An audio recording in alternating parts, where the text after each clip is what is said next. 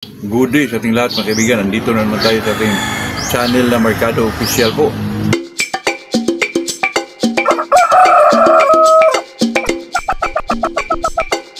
Itong ginawa natin ng content mga kaibigan ay ito'y tanong din kasi sabi niya posible ba kahit magpalit ka ng broodcock ay may mga magmana rin sa unang ginagamit ng broodcock? Nako, ibig sabihin dyan mga kaibigan na may broodcock siya nung una, yan ang pinakasta niya doon sa inahin. Tapos yung pinalitan niyang broodcock kasi itim daw yung broodcock, may nagmana pa daw sa yung iba na broodcock, ganun pa rin ang kulay doon sa unang broodcock na ginamit niya. Kaya sa atin dyan mga kaibigan ay posible po yun kasi alam nyo na po itong kaya nga ako mga kaibigan kung gumagamit ako ng inahin, iba ang broodcock na ginagamit ko, palipasin ko muna yan ng mga 5 itlog po para talagang sigurado talaga na sa kanya na yon.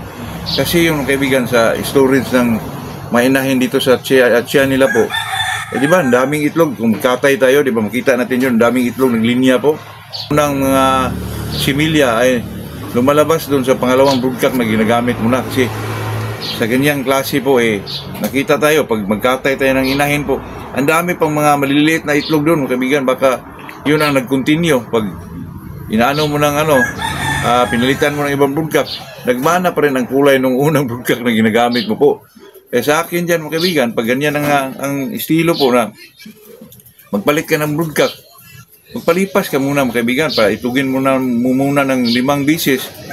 Tapos sa ika-6 na yun na ang gawin mong pang i-incubate mo po or papisa. Doon ka na mag-umpisang magpapisa po.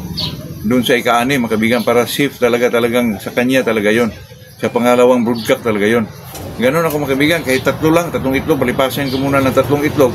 Tapos sa pang-4, yun ang yun ang palimliman ko po. Kasi alam nyo na, ito kasing pagmamanok mga kaibigan, ito, kailangan din natin observan tayo para naman makuha natin yung kung ibig sabihin mga kaibigan ay makuha natin yung eksaktong, hindi may eksaktong pamaraan. Mga lang talaga, ako dyan mga kaibigan ay experience ko yan na ginagamit ko itong gold. Pangalawa, ang ginagamit ko basag na.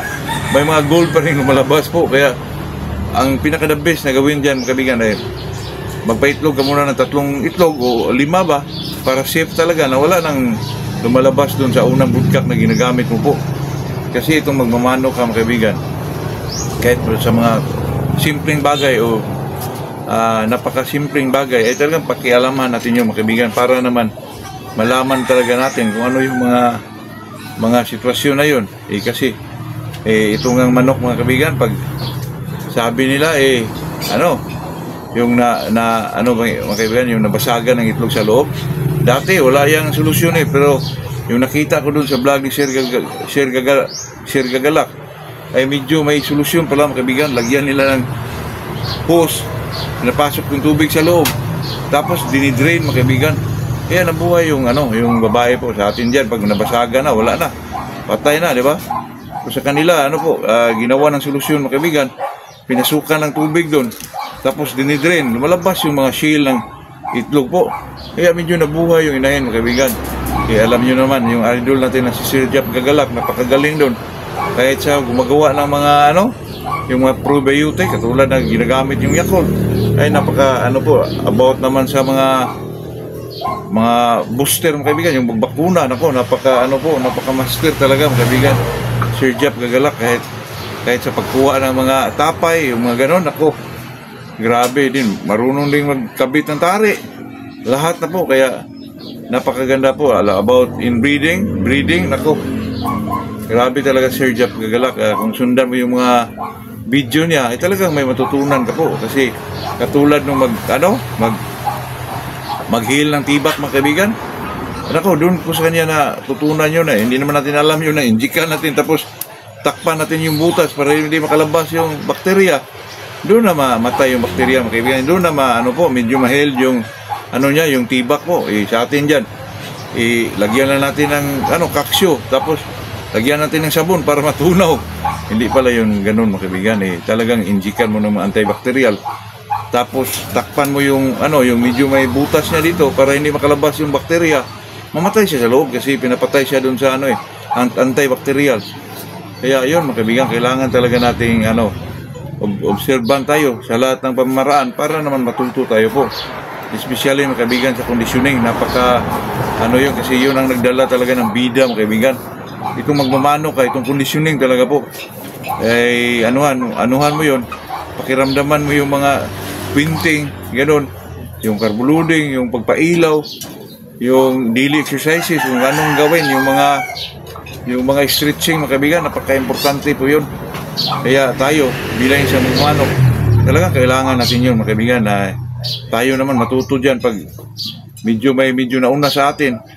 Hindi mo naman lahat kunin yung estilo o mga pamaraan niya, yun lang nagustuhan mo po, yun ang pinaka-the best yan mga kaibigan. Kaya di tayo pwedeng mag-bash kung ano man yung mga sinasabi sa iba dyan, kasi baka experience nila yan, dyan din sila swerte.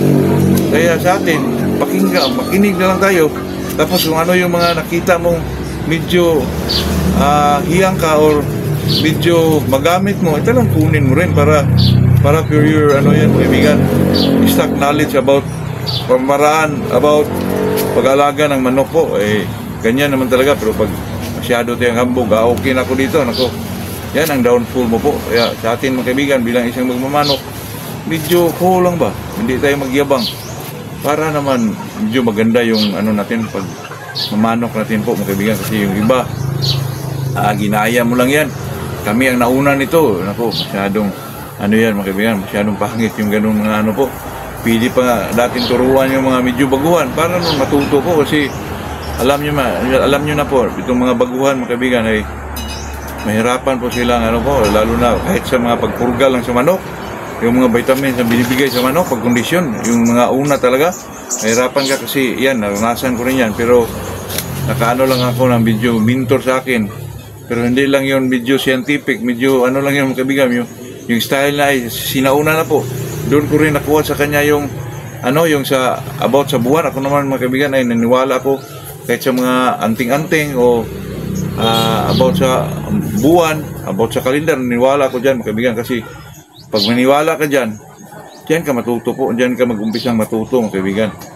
Dyan mo malaman talaga kung totoo ba yan o hindi. Kasi yung mentor ko doon sa Mindanao, iba yun kaibigan. Kasi pag may buwan, ang nasa isip natin, ang itari natin dito, itong bangkas, itong mga light na manok, itong mga gold, itong mga talisay, talagang may mga buwan yan. Sa kanya, iba po.